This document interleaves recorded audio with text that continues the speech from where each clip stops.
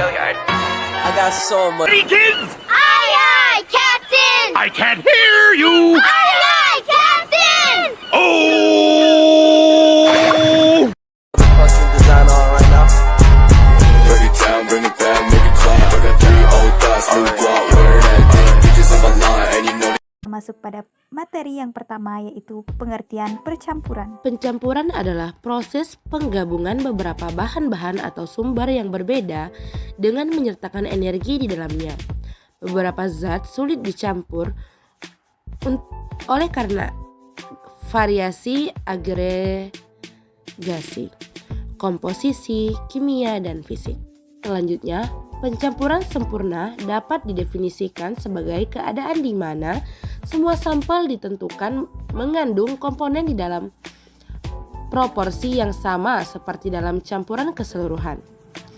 Keadaan ini hanya akan dicapai dengan pengelompokan komponen yang teratur dan akan menjadi hasil yang paling mustahil dari setiap proses pencampuran praktis.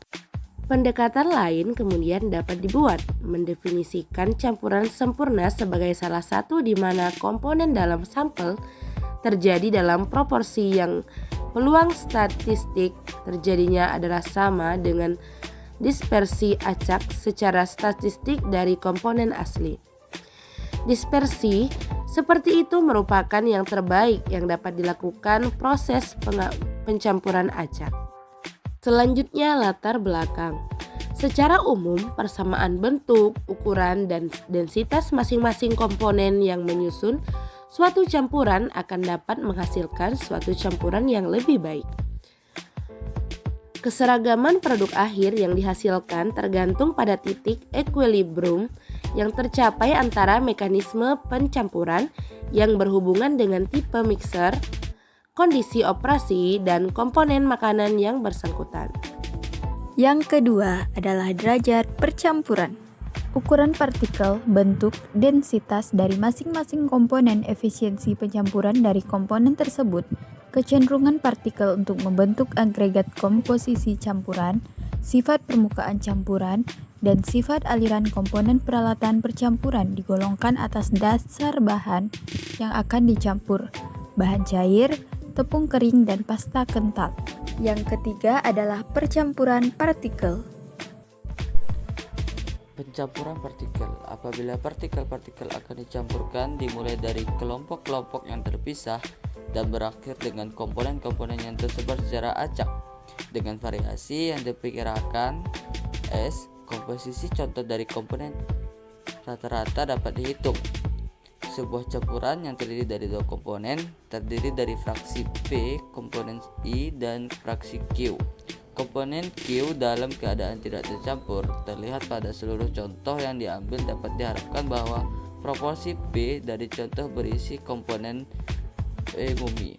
Defisit dari komponen rata-rata akan diperoleh karena contoh mengandung P komponen P min 1. Apabila campuran sudah sedemikian tersebar, dapat dianggap bahwa komponen disebarkan melalui dalam hubungan dengan proporsi keseluruhan. Kemungkinan bahwa setiap partikel yang terambil secara acak mungkin komponen Q 9. Perluasan ini untuk contoh mengandung N partikel dapat diperlihatkan dengan menggunakan teori kemungkinan, yaitu 1P N 9.5. Nah, selanjutnya yaitu laju pencampuran. Pencampuran partikel sangat bervariasi menurut ukuran atau kerapatan, memberikan persoalan khas oleh karena akan memberikan gaya gravitasi jika pencampuran yang akan cenderung memisahkan partikel-partikel menjadi menurut ukuran atau kerapatan.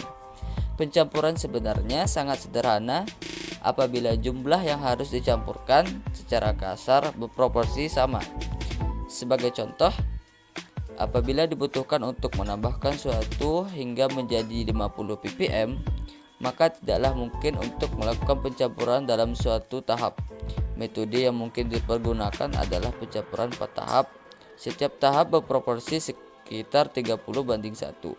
Dalam merencanakan proses pencampuran perlu untuk melakukan analisa dari setiap tahap. Yang Yang keempat adalah pencampuran bahan cair. Percampuran bahan cair. Campuran bahan cair dapat diambil contoh dan dianalisa seperti pengambilan contoh dan analisa campuran padat. Akan tetapi, pekerjaan penelitian yang kecil telah dipublikasikan untuk ini, atau bentuk percampuran-percampuran bahan cair. Pada percampuran ini, bahan cair yang akan dicampur diletakkan di dalam wadah dan pengaduk diputar. Pengukuran telah dibuat dalam istilah perbandingan tidak berukuran termasuk seluruh faktor-faktor fisik yang telah mempengaruhi penggunaan tenaga. Hasil telah dihubungkan di dalam bentuk persamaan P sama dengan K RE PRM.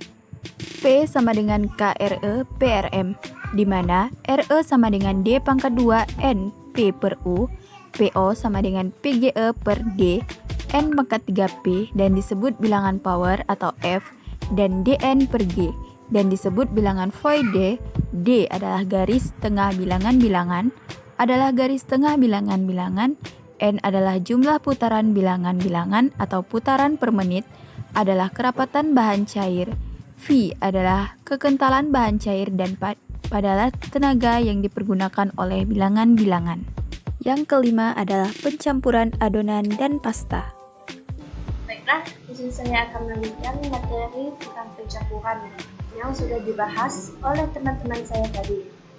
Baiklah, di sini saya akan menjelaskan sedikit tentang alat yang akan digunakan untuk pencampuran adonan dan pasta.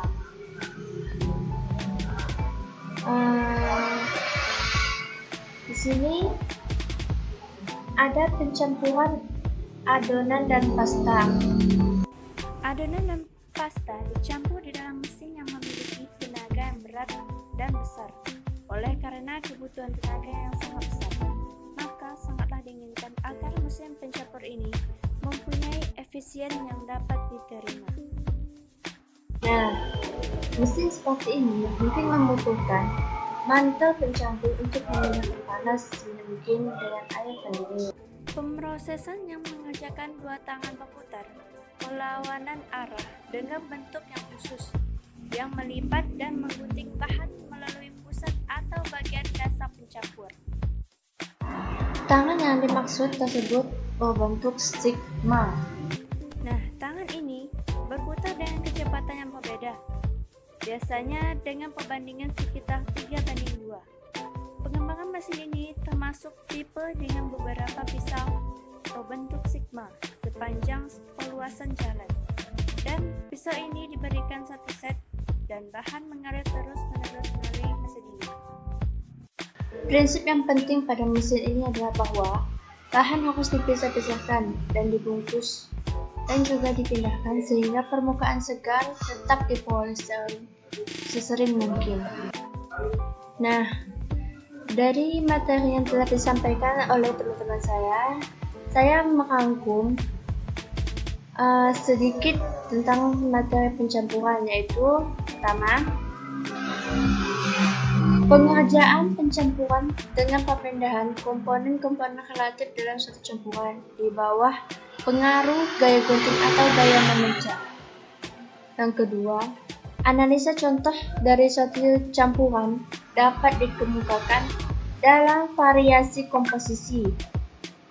Yang ketiga, tenaga yang diserap oleh pencampur baling-baling dapat dikorelasikan dalam persamaan umum. Yang keempat, ukuran pencampuran sebagai contoh S2 selalu dapat dihubungkan dengan keseimbangan pencampuran oleh suatu hubungan dengan bentuk M per MO sama dengan 1 minus KQ. Sekian presentasi yang dapat saya berikan. Saya ucapkan terima kasih dan saya akhiri. Wassalamualaikum warahmatullahi wabarakatuh. Sekian video presentasi dari kami. Thank you for watching. Bye.